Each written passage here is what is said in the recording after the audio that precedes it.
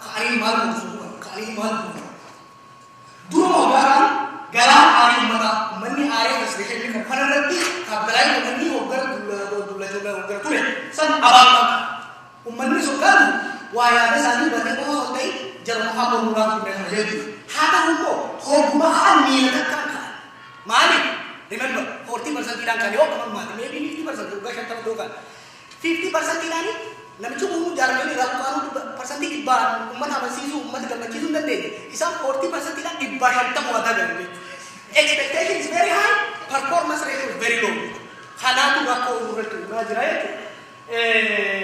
murni kami sih tu dekat kita nanti kan kapan hogakan murni kan baru murni kan ibarat bulan depan karena ada itu warri all season mo jira refu wani kaso kun jira pulis mali hogga all season nama tokko konda hogganna ko ayote kudan ra afu dabde nama afu yo kondara ke isa olba to kondali sun immediately on city 0.5 ko value sa par muitan no kapu pura tamang kapu makhan sa de kam hanga tambe udutti makati muitan no bi wala arga dutti 0.5 ko sida bale therefore your performance will be 5 hogganni ke percent to bata ko man dalaga jetu kana hoji dalagu namari tabira aya munno ay dali lagi dege ni aramu mali sakitare arani sa kadudan do topo munni to ko yo jabate chale jarahan hujira ya yo mo ni tawate mi sesu za ka ko gana sa hawate ifil lekin so gadan do ta akawri yani shabian ipiyalla fere tipiyalla tiyalla fere wonni sango Cina manjuma kita ni garu, misalnya kita awal tu gasan jabatan dia kan, nanti itu jangan masuk saya terima kasih dan dia tu. Kalau apa, mungkin tu kalau mati yo gagabe, karena ramai. Hasad apa, yo mungkin itu jabatan ni, umnatani, semboda boleh makam kaderan, karena sedih. Ada po mari datang ni, mari kutu dulu deh. Kau apa, mungkin haro, kalau berapa tu kes, dalam berapa tanda tu. Karena apa tu kes, wani seni aku deh punya. Hadubat kabes awal jadi uang ya dari dia orang itu oh akan uang ni dah kemarin uang dah kunjung nak pakai yang dah lagi dia betul tapi apa kaisa tu yang ni berada di kita boleh ni boleh mari yo wala kita cakap kondal tu ni polisi tu kondal tu kaisa hogan nama hogan sih ni wala kita cakap ni nama tidak hajiru nubura dah orang tu ni nama wala kita cakap ni nama kali itu dia hogan itu karena kaisa nama orang kamu itu raga sih dia jadi pun kursi sana itu raga bumbar badan wala teisen ni hogan dia خبرة يروح الدبان كمل يا واو المديسة كيس تومو هوجانو ده كذي دبلو ده يكون دالو ده زاري كمل يا واو مجزري هوجاني ما ده يو فيزيكالي ده وصل تين مكان سايد واو قدر بتو نمي أكو ده تلاشون إنسان خالص إنسان وندورة نبوفه ومدر كنا كموتو نما كسيت الرد ده مثلا ده بينه وكونه خاون نمي أنا كردر كنيو ده بيس نمي ده جم خانات كتاون ده نمي ده يجو والتفايل ساتو مفاتيح والتفايل نوري Haya, kuta dua ini gagam ni mau mal pakata rakwa kan ini raga udah ini. Kalau mana jiramon ni agam majaran mal pakata evolutionary progress kan ini jelas kaya itu. Jangan menurut kalau sudah misalnya agam ya itu tadi senis jiran orang yang bisa taaju amat tidak menurut karena teh hangga toko abson orang akin tu batin dede akak tu kentani gargare jiru orang sisi kalau suju bah pardani tahu batu milan tu kode mal menjira mal wasadi te emotu menjira emotu mau mal gatan tersite jijiran emotu mau gatan terre akal fandoi le kalau kan akak sumpung gargare wasadi mumte tak oromia rasa pada demonstration bulju halamata aku be hasadan pa biyo kau magana urbanization wan sadeng kanadu oromo lupu itibarari sila akan dugone oromo kadu kedan sadeng kan kaisan senela oromia kau buljo gaden angor badi tabdu wala umma wa muteji bis tabdu oromia akku mafeni ta kana jiratu wan fayyade kapti aga age kapso sabah mo nationalist struggle keisa age isa udan sabati lahasa walid والفكيش والدانجيشن to make the nation and its border congruent والقبل يجو Oromo duba deemee akan birraa waan sirriitu baafuu keessa yaameeti beekii fi asoosa hararri irra baay'ee ol buuseeti kamisee dhaqee dasee dhaqee olin bahu gaara gartee olin bahu asumatti naannoo hararri kanatti warra binjaan dabalu waan isii du'e achi keessa maal dalagu ture seetan hangi Oromoo ta'e kana jedhu samboota bara 1980 keessa barbaadamoota keessa warri afaan maal godhe waan ala birraa darbu waleessan wanni godhe daangaadhaatti godhe samboota alaabaadhaatti godhe Oromoo fi dachiisaa wal fakkeessu sun immoo heeraan lafa kaayamuun sun waan qabsoo sabaa godhamtu keessa maalii fi wanni daangaa fi qabsaba takka godhuu danda'u fayyadu maali keessattuu akka biyyaan akka naannoo tokko ijaaramtu caasaa dantaa fi amala lammiilee walitti hidhuun dalagaa waloo takkahu collective action jajjabeessaa jechuudha. Collective action jedhamu qabsoo hoggaa jedhu siyaasaa waan nam tokkooti miti siyaasaa waan buusaa jechuudha. Siyaasaa biyyaa ta free riders namni fedhetti namni xiqqaa itti bu'atee namni hedduun irraa fayyadamu tana nama kan waliin fuutee deemudha. Amalli isaa dantaan isaa eenyummaa isaa wal fakkaatu qabu. Oromoon kareedha jenne booda Oromiyaan tana jennee caasaa bulmaataa namichi booran jiru Finfinnee akka Addis Ababaatti Geetaachoo Timurra Harar jirus ol kutuurra amma maal taate? Wadda daangaa irraa Oromoon dhufteeti Adaamaa Saasaa Finfinnee abbuma duuraa takka Alamaayyoo jalluuf jechuudha. Afaan Oromoo akka gaarii haasa'uu amma lafa dubbisuu keessa nama kaasa akka gaariitti afaan Oromoo haasa'uu namni Oromoo tokko gubboo halluu jalaa wal. The interest of the individual and the interest of the nation overlap akka godhu akka wal simatu godhe jechuudha. San qofaami namni keenya yeroo dheeraa daanfacee kun akka waliin dhufee waliin baratee waliin dalagu godhe. Kasadaffaa immoo laal gaafa illee fidaatii fi baaroon faan dargii raawwatu qolla tokko isanii Oromoo fayyadu yaalan sun namni keenya kan birate kan boorfaasii kana danda'u hedduu xiqqaatu jechuudha. Wanni dadhabnee jalli keenya gammata ta'uu qofaa miti. Namman qabne gaafasa nama waa dalatu.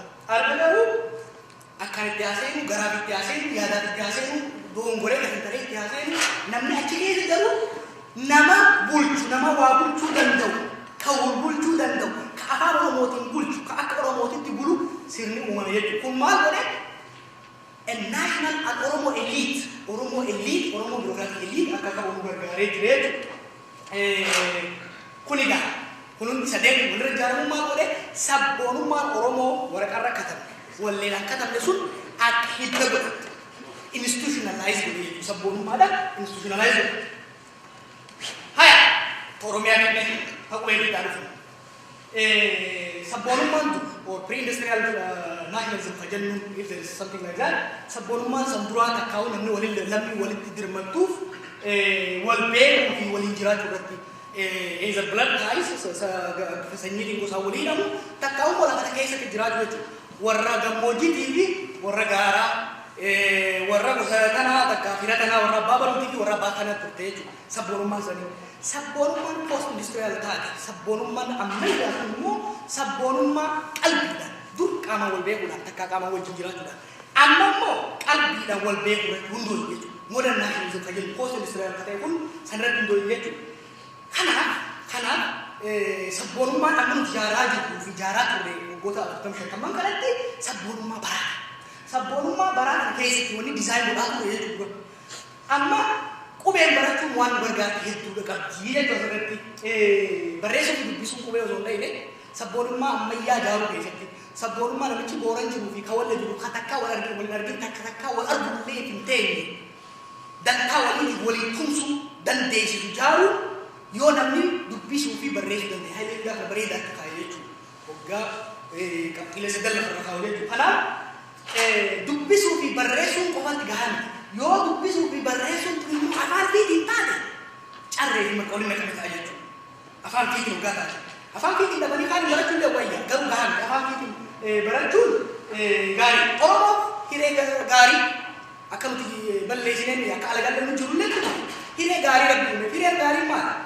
Dura hiree barnootaa arganna Oromoon hoggaa expansion of literacy Itoophiyaa keessa bal'inaan kan seene hoggamatti dama kana keessa dargiidha eegalee sanboota dhufu especially formal education kan dhufu. Hoggaa babal'inni barnootaa dhufu qubumaan eegale jechuudha. Qubeen eegaluun sun dhaloonni jalaa dhufu akkuma jiru Oromoo dubbisi afaan Oromootiin dubbisu afaan Oromootiin dubbatu ka Oromiyaa keessa wal bulchu akka uume godhe jechuudha. Waan mata dura laalta literacy rate kan keessatti waan ta'e nu jecha osoo hin ta'in wal baakii irraa maallaqa argachuuf wanni isaan dalagan bara kudha sagal torbaatamii afur gaafana abaawwan faan uumaman san 12 ture jechuudha parsantii. Amma afurtan irratti baay'een gahee jira jechuudha. Namni keenya garee haa guddifatu walakkamatti illee yoo hin dhageenyu walakkamatti illee hin namni keenya harka dhibba keessa harki tokko shanaffaan takkaawuu harki tokko harki afur yoo waa barate hin taane qabsoo sumuu duratti gad jedhee sumatti bu'aa guddaa buusaa jira jechuudha. Qubeen dhufuun wanni akka silaanota balleessi akka nuti daaraan taane nu gaarii tokko qubeelleen buumatee inni nama keessatti waan tokko sirriitti fuudhamu. Kitaaba haaraa dhufee jira. Kitaabni haaraa nama beeku maal jaa? Introduction of Mass Schooling, which is the transition of society to oral society gara literate mass culture of Gaji Jiramu, when we about to the it constructs identity virtually. It is very important. Even as material and political incentives change, or as states attempt to assimilate those populations for the purpose of securing their loyalty, a school population show remarkable tenacity in sustaining this national identity. Okay?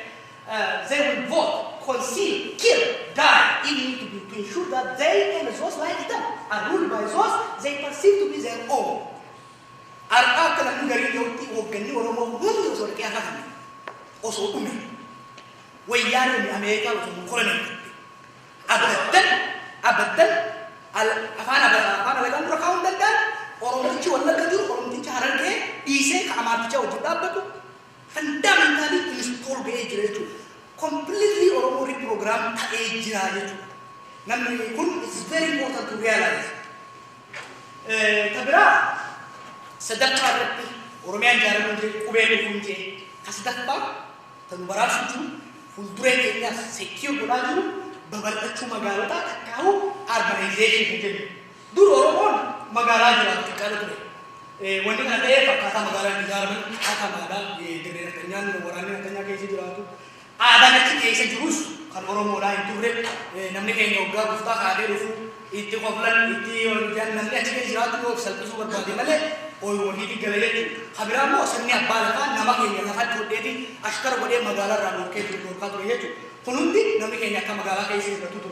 kana rama ka godansi badiya raga magala rural urban migration khajennu kuni khabar bon bi amara bi tigre bi etra rai bi yete ko to yetu magala na gudda hogga warri khaba ko to male ko nama sani bi bulja afan sani tini ko jidar ga tenje nama kenya ra gota tenje kana sun jijjiga mal jijjiga amma bakin oromo magala jira tu sakisan dabala jira mal halisa ibadu push factors kharara ani jirane tu magala le ahani fi ilman oromo tu mulane tu jireni badiya hammata jira lafti rakachun namni garbadu magala de katalamu kida jire tu godansi khaba kesha tu egala ke ke wa bochu egala khaba jara jara ke khajara jare cuma banje tu kulbi waan fide qaba kuntan sakira ummata magala jire to ko masin gansi sura ummata magala ke jira pesa bara ko sagal sadeta ke abu oromia ke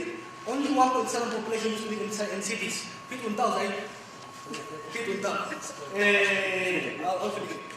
ha sagal tami bara ko sagal tami afrodan dachan unda bale kumala makto sagal to alamate bara kumala population itti persati din to khotau magala ke jilan to saye churme ke jin magala ummat na bari bala mahol ko bal mille towns ke lokun torba ko bara ko sagal to batani sadeta ni afu bara kumala maki torba ke so to milam turan amma amal na boda magala ni afu tumi jaw me ke jilan gara to do de manjatu ta bara pakai ko sini kan bara ko sagal kan hamdu ko lama ti magala ada ma di benta sedeten korban budate yechu tandre dawamo persanti sedeten to ko budate yechu kun jijira mudda kana keessa ummata magala kasiti hed guddisa kana keessa harki hedun ummata oromo da yechu kun magala jijira kun kapso kenya mal yechu kapso kenya rati ba mal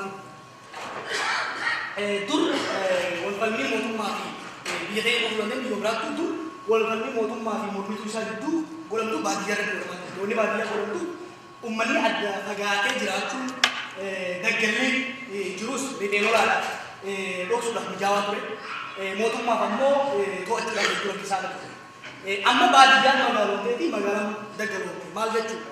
Baadiyyaan magaalaa itti babal'attee teknooloojiin kunis keessa seenee karaa kun keessa seenee akka fedhetti akka duritti daggalaa miti jechuudha.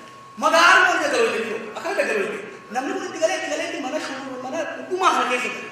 Namni mitumaa addaan beekuun qabu daggala namaa ta'e jechuudha magaalaa. Kana hubachuun barbaachisaa taasisuu gara fuulduraa baafurratti. Magaalaan Oromoodhaa cosmopolitan Oromoo ta'uun urbanized ta'uun Oromoodhaa maal fide? Tokkoffaa namni magaalaa baay'achuun mootummaan namoota akka fedhetti adda baasu isin warri qabsoo keessa darbanii Haayile Sillaasee turtan Oromoon qubaan beekaa jechuudha ollaa sanitti amma beekuun nama rakkisa. Wanni amma qabsoo musliimaa kun jabaatee tokko namni akka malee maatii eenyu namni wal fakkaata. Daalacha ta'uu qaba hiyyeessi namni wal fakkaata jechuudha. Kanaaf kun mootummaan nama akka adda baasee hin qabne lorki. Namni keenya immoo magaalaa keessatti waliin jiraachuun hundi waan uumee qaba jechuudha. Kabiraa namni Oromoo kan qubeen bara namni immoo magaalaa galaa jiru kun hedduu qonnaan bulaan nama qubeen bara jechuudha. Nama reefu Oromiyaa fi qubeen sabboonessitee Oromeessitee dantaa isaaniif uummata wal fakkeessisattu magaalaa galaa jiru. Kun aadaa magaalaadhaa amaarummaa irraa gara Oromummaatti sabboonummaan magaalaa akka galtu magaalaa akka sabboonumtu godhu jira jechuudha.